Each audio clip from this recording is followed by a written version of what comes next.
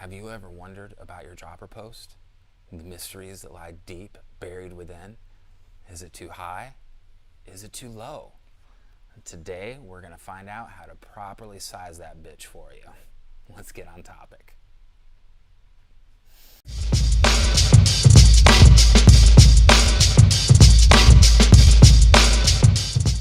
Hey everybody, it's Thomas with Get Out Arizona, and you are watching another fantastic, exciting, thrilling episode of Toolbox Topics. Did I oversell it at all? No. Okay, there we go. All right. We're coming to you once again from Trek Bicycle Stores of West Phoenix here in Avondale, Arizona. Why? Because it's where the cool kids hang out. And me, as usual. And I'm with my co-host, Wyatt Spalding. Wyatt, how the hell are you? Doing good. Nice. All right. In case you couldn't gather from that overly dramatic intro, we're going to be talking about dropper posts today and how to properly size a dropper post, either for a bike that doesn't have one, or if you're looking to upgrade, talk about some things you should look for, pros and cons of other dropper posts. So, Wyatt, take us away. This is your wheelhouse. I know nothing about dropper posts except for, hey guys, this is what I want. Will it work? Gotcha. So yeah, say this is a customer's bike. They just dropped it off. They want to get a dropper post on here, see what they could fit. First thing we'll probably want to check is confirm with whoever is getting it that this is going to be their ideal saddle height, so that we can reference that for how big of a post they're going to be able to accommodate for the travel on there. Speaking of big posts, where's Brandon at? And the goddamn mustache. I tell you what, he's been slacking. Shitting his pants. He's shitting his pants? You get into some bourbon last night? Bourbon and bad pizza? Or was it sushi? Don't talk about Brandon that way. Shut up, you're a pussy. Hey, get away, little brother. All right, never mind, guys. But so we've confirmed with the customer that this is the max saddle height. This is what they're comfortable riding. So we're going to look at a couple measurements. Obviously, when you're looking at dropper posts, you're going to have varying lengths of travel. For instance, like this one back here that we have is 150 millimeters of travel, so pretty long post. We're going to want to pay attention to that primarily. We're going to find the diameter that we're going to need as well. This could be a 31.6 millimeter. You'll see other sizes out there like 30.9, 34.9. So make sure you're getting the right diameter, because obviously if you throw a bigger one in there, it's not going to work at all. The main thing we're going to look at here is kind of how much post we have sticking out. So if you look here, right at from the bottom of the seat clamp to the saddle rails, I've got about 18 centimeters. So that's what we're working with here. On the box here, they'll give us the travel, the outer diameter, 31.6, and the total length. The length is going to matter a lot, depending on the frame, how much of the post can stick in the frame. Some frames, like full suspension bikes that have kind of weird curves going on, you're only going to be able to stick the post so far in. It's going to bottom out at a shallower depth as far as that goes, or if you have a bottle cage. Exactly. If you have bottle cage like mounts, rib nuts in there, it's not going to go past those most of the time. So that's a very critical thing to pay attention to. Because say someone has a 150 post and they want to go up to a 200 millimeter post, well, a lot of times that post is going to be longer overall, and it may not even bottom out fully. So make sure that's going to work.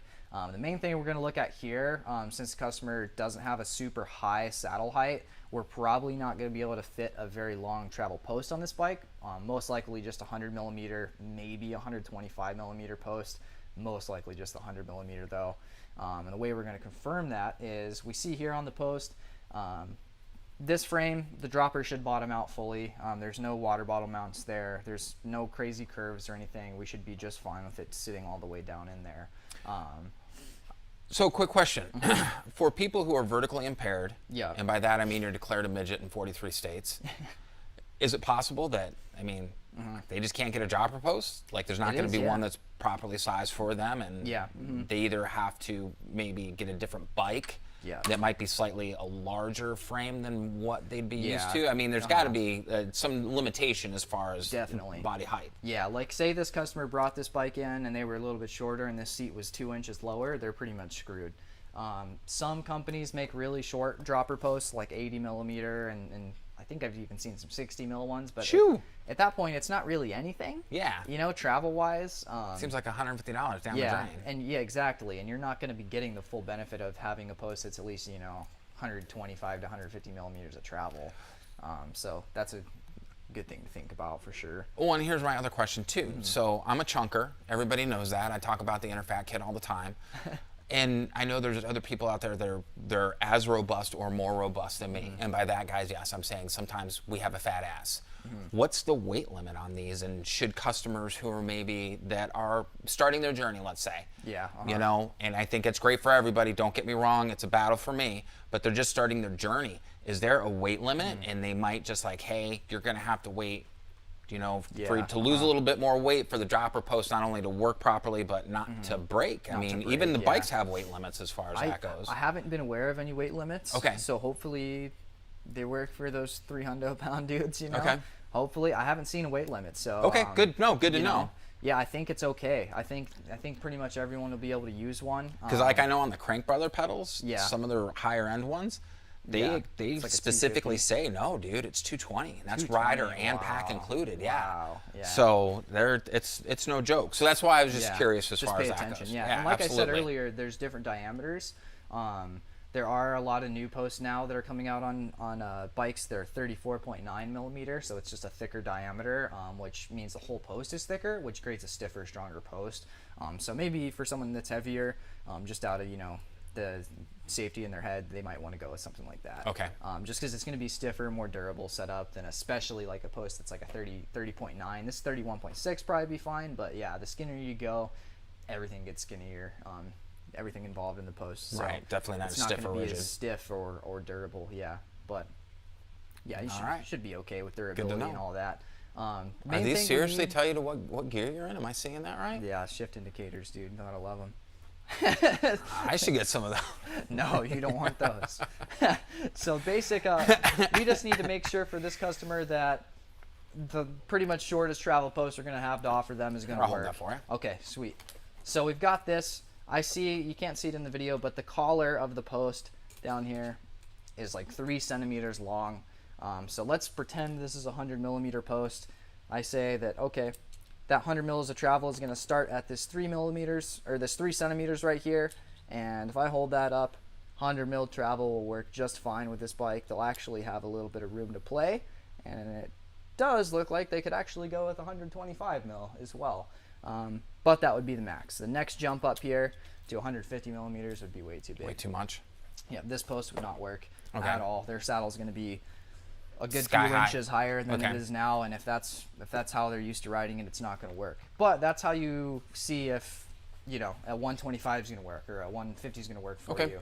You just need to take those base little measurements, and you're referencing your saddle height. So like I said, make sure that you know that your saddle height's going to be good. And what you're referencing is where you like it. So. Man, I don't know how it is in the rest of the country, but at the tail end of summer here in Arizona, flies everywhere. Everywhere. It doesn't matter how clean or how filthy the area is, flies. Wyatt's been trying to get this fly. I've been trying. Oh shit, dude, it's on you. No, get out of here with that, dude. You're gonna get salt in my eye. Man, it was on you. It doesn't matter, dude. I could have got it. I don't need salt in my eye. All right, I'm sorry. Man. And then I'll be blind, and these videos will really suck then. It's hard enough doing this shit with 2 good eyes. I can't get a good angle with blind. I can't get a good angle regardless. Joking, guys. See, not only do we make fun of the Canadians and the French, as well as those homos on Global Biking Network, but we take pot shots at ourselves because we're equal opportunity that way. Yeah. We're English tarts, too. No, we're not. God, never, dude. That's worse than saying I can't find a good angle, man. What's wrong with you? No, we joke. We don't really hate the English. Yeah, they're nice. They could drink good tea. Just the French. No, joking, guys. All right, all kidding aside. So now we know how to properly size, you know, and get the adjustment and everything like that. So now as far as different droppers, obviously we have like the SRAM Access reverb like I have on mine. We have your basic mechanical, which is going to be like on Ellie Mae. That's an air cartridge. And then you have the hydraulic ones. What are the pros and cons, and what are some of the things that people should keep in mind when they're either looking to swap out their rigid post for a dropper post, maybe just upgrade to a different dropper post? What are some of the things they should be aware of? Definitely, yeah. So I'm a big fan of air cartridge posts. That's going to be like any of the Bontrager posts. PNW posts are going to be air cartridge, like 1-up posts. I like those because they're simple, they're easy to service, and they're cheap to service most of the time. So, you know, if you need to get an air cartridge and rebuild the thing completely. It's not too expensive, and most shops will know how to do it. I typically steer clear of hydraulic posts, like the old style reverbs where it's a hydraulic lever as well, just because those always tend to lose their bleed pressure. They're kind of a bitch to bleed. Shops don't like working on them. Right. So service is pretty expensive, and if you do ever have an issue that's more than just a bleed, it's the price of service is going to outcost the post. You might as well just get a new post at that point. So I don't think they're very solid for that reason alone. Okay. Other hydraulic posts, like the wireless access post, which is hydraulic, but it's all contained in the post itself, it's awesome because then you don't have to deal with that whole line issue, and it's wireless. It's kick-ass. And you guys have serviced mine before, just because it was time for that 50-hour service or whatever, and that was. And that's that's not too bad of a service even. And wireless is awesome. You can't complain about that. I have actually seen though, even Fox transfer posts, that being a kind of hydraulic system, but it's still cable actuated. Those I've seen a lot of issues with. Okay. They're really awesome because the way they're designed, they feel really good, and they're pretty reliable.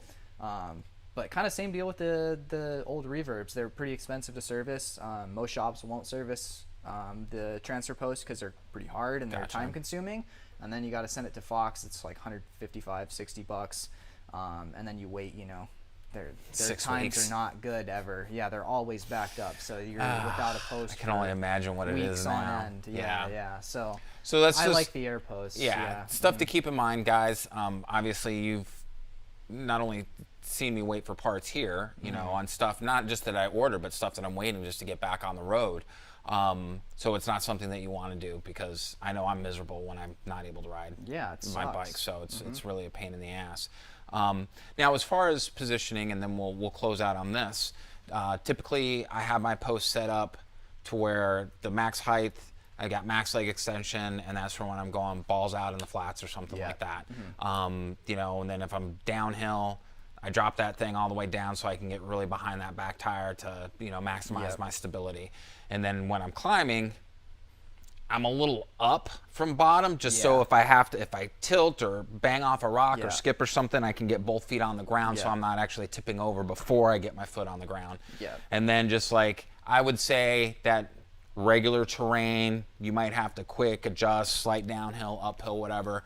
I have it almost like at a 3/4 height. But I don't leave it there for long because if I leave it too long, then my knees will start to hurt a little bit. I can tell after, it's like, hey, I got to bring it up just a little bit. Is there really a right or a wrong way as far as positioning on that? What are some of the things people should keep in mind when they're using it? You've got it dialed. That's how you should do it for sure. Okay. And that's the main thing that only really matters there is having that full top out at your saddle height. Okay. Like I've seen some people get the dropper post and they think it's more of like a quick adjustment thing where like you can put it wherever you want. But no, you want it at full top out to be at the saddle height that's perfect for your fit and your body. Just so that the majority of time when you're pedaling that you have that the right fit going on there. But I do the same thing though, like on the endurance mountain bike rides and stuff where I'm on the bike for a lot of time, like I'll even just drop it like a hair and pedal at that rate for a couple minutes or so just to kind of mix things up and like get a different pressure on the sit bones for a second, and then of course drop it on the descents and all of that. But it's really versatile, and like you said, those situations where you're climbing something super steep and it's kind of sketchy, you don't really want the seat that high, but you still want it up a little. Some of that shit out in Verado, dude, and I know you know those trails really well. The climbs are steep and the single track's narrow, and you tilt the wrong way and can't get your foot down enough, you're dropping 20, 30 feet. So pick and they're so nice. Like, I have one on my single speed, and it's really awesome just because a lot of times on the single speed you're out of the saddle climbing. Right. So you can drop the post and be out of the saddle climbing, and you're rocking the bike back and forth, and post nowhere to be found. Your seat's not bothering you at all. So nice. They're amazing pieces of technology that super thankful for sure. Now, did you start riding? Because obviously Wyatt's a lot younger than I am, or Brandon for that matter. We're kind of getting up there in age. Remember when you had to actually the quick release clamp and that's the crazy thing. Drop it. My first mountain bike had a dropper post. Oh, okay. I got a mountain bike in like born with an iPhone in his hand. 2018 or some shit. Pretty recently. Wow. Yeah. Well, you used to do BMX though. I used to race BMX, but then you just always had the seat down anyways. So I was born into a time when mountain bikers still used rigid posts, but when I got into mountain biking, I know nothing other than dropper posts. The life, life, streaming only. So all I'm right, spoiled. Yeah, aren't we all? In some ways. So, and just to give you guys a quick update too, that new handlebar that I put on there, that 820 millimeter carbon 35 handlebar, working amazingly well. It's a whole new bike now. Little things like that, you may not think will make a difference, but having that proper stance that's comfortable for me, and it added just a little bit more responsiveness to it, having that wider stance. So just a little update on that. Again, I think a handlebar is not something I need to do a full review on, but to let you know, it was definitely worth the cost of the upgrade on that. So yeah, all right. On that note, Wyatt, do you think there's anything that we've forgotten? Anything else we need to mention to the folks at home? No, pretty much just recap. Make sure you got the right outer diameter for your post. Make sure that's going to work with your frame. Make sure that the overall length of your post is going to fit in your frame before you go spending some cash. And then make sure that you take that measurement from your saddle height that's already set. Make sure that the amount of travel above the bottomed out seat collar on the post is going to fit. And then you should have great success. Awesome. Awesome. All right, guys. Well, there you have it. Now, if you have any questions, we're an interactive channel. We love to hear from you. Put them down in the comment section below. Or you can follow the link down below for Czech Bicycle Store West Phoenix. Give them a call, and they'll be more than happy to assist you with whatever you're looking for. We also ask that if you enjoyed the show today, give us a little bit of extra support by hitting the like button, the subscribe button, and the bell notification icon. This way, whenever we post a new video, you'll be one of the first ones to know. And on that note, I think that's it. Yeah. Awesome. All right, guys, what do we always tell you? Be kind to yourself and others. Be amazing stewards on that trail. And we have to ask, what are you waiting for? Get out Arizona. Yeah. We'll see you on that next adventure. Wyatt, thanks a lot for being with us again. Take care, guys. See you guys. Perfect. Nice. That was smooth. Yeah, that was smooth.